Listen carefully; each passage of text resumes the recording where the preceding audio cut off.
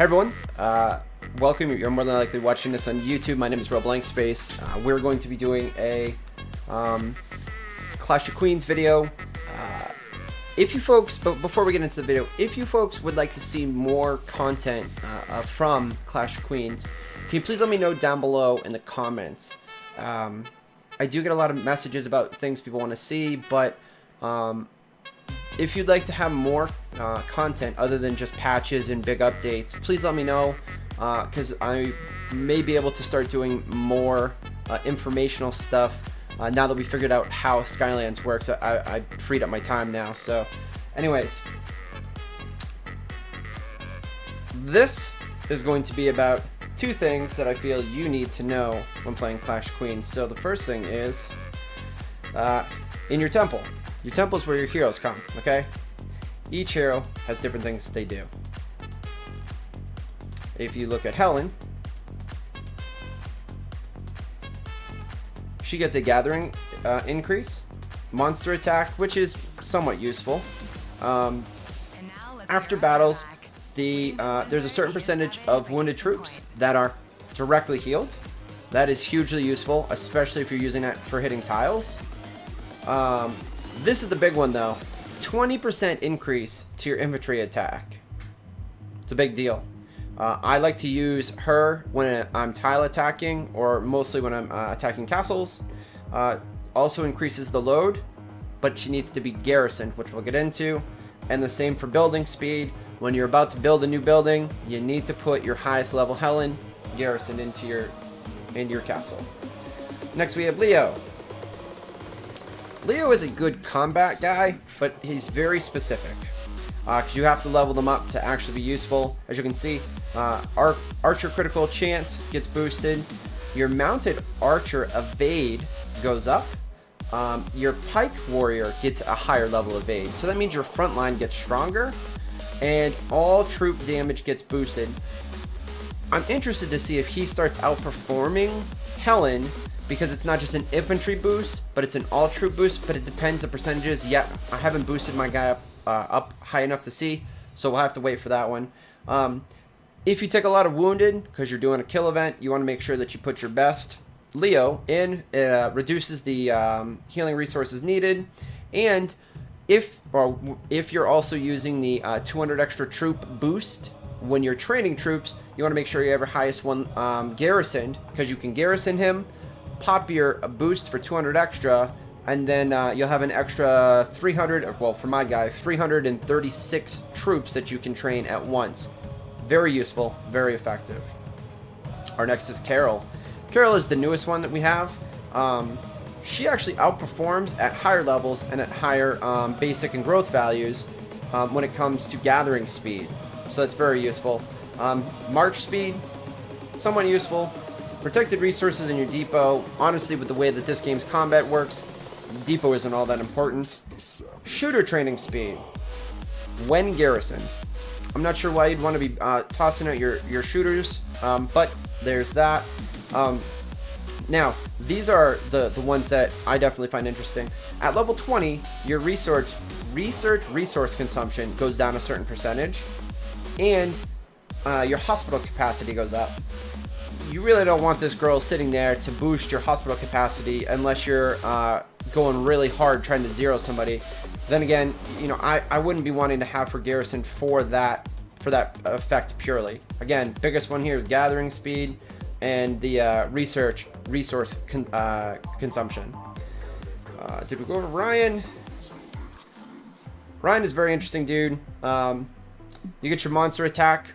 For those of you who have smaller castles, that may be helpful. March speed, archer attack, whatever. Here's the cool one. If you're hitting somebody you do not like, this will kill off at level 16 3,000 of their troops. They die. So you are tiling somebody. Let's say you don't like them. You tile. You put Ryan on there. He goes in on the march. He kills off a certain percent, or 3,000 troops. So if there's 10,000 there, you're going to kill off a third of their troops by sending this guy. This guy's dirty. He's savage. You don't really like somebody in a kill event, you want to send a message, you send this guy first. Protected resources in the depot, who cares? here's the good one that you want to make sure that you're pairing up. Research speed. It's a boost. Got to be garrisoned. And that should be all 4. We did Carol, Leo, Ryan. All right, so you have all 4 of them. Another thing you may need to know, or that you may not know, and I'm going to scroll down to the bottom here, is they have different growth levels. See, this one's basic is high, growth value high. Every time you train, they get a certain amount of XP. This one must have been 5,000 and 5,200 XP points every time you level it up. But you don't want to get rid of them, any of them that have a huge growth value, because you'll be able to ditch them in the future, and you only need so many. But you'll see that I keep these guys, and I'll keep training them up, because I can eventually use that. And as you can see, this one right here is super AS. Instead of 5,200, it's 6,000. So I want to keep her until she's like level 10, 12, 14. Then I can nuke her. But honestly, because she's so, because she has such a growth value and a base value, I'll probably keep that. But there are other heroes that I will call out, like an SD. SD is not that great, so I can train that. As you see, 5650, see ya. Just sitting there not helping out. These ones here, I've already trained once. I hit the training cooldown. So you keep boosting them up, and calling them out as you go, so that you can continue to boost. You can see I have 800,000 XP, and I very slowly boost up my my champions, my heroes. So the only other thing that you need to know, I thought this was kind of common sense, but I guess some people didn't know this. If you go down to your Explorers Guild, right?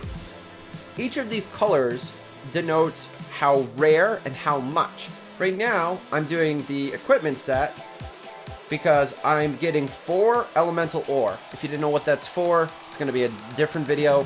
But that's for the very special, high-powered equipment. So anytime I get a chance to do that, I always do it. So purple's much better. Blue is then underneath that, and then green, and then white. I somehow scored an amazing set, and I'm probably not going to switch these until they're all back down to white. Because every time you use them, right, when you get done researching, it will change color. That was a change they did about a month or so ago.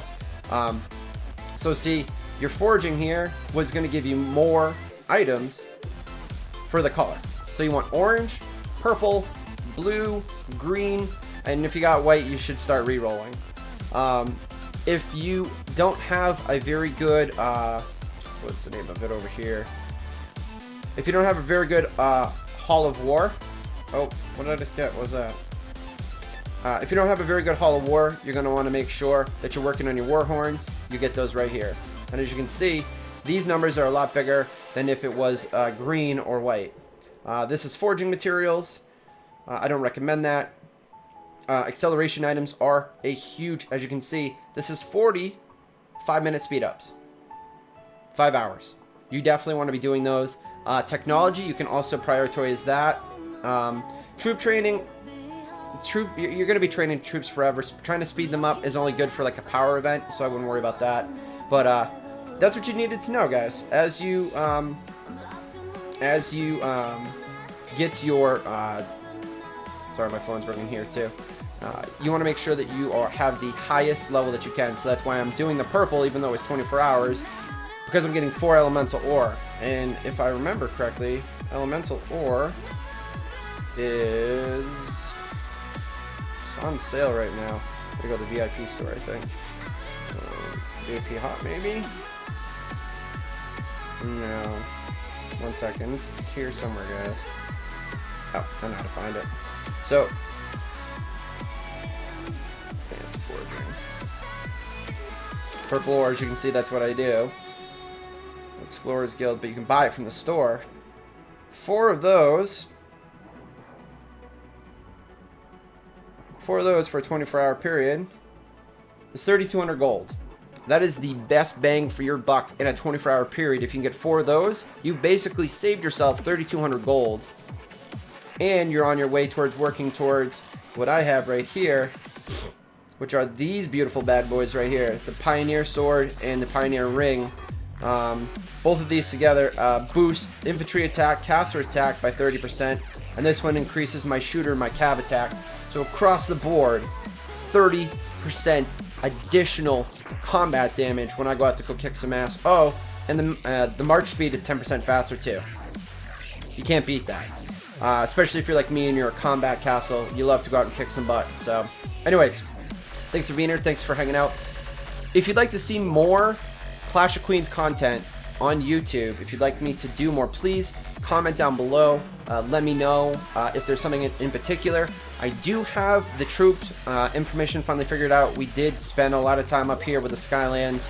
It's been crazy, but we finally figured out how that works. You're not going to like it, but at least now we know how to optimize our gameplay so we can continue to fight against people that are spending thousands of yen or whatever it is, and or buying cheap resources from bot farms, which is not the way that we play. Anyways, let me know if you're interested in seeing more videos. We've just been doing weekly videos. I'm just thinking about doing new videos every couple of days. If you guys are interested, please let me know. And looking forward to your comments. Again, my name is Blankspace. You can find me on Twitter.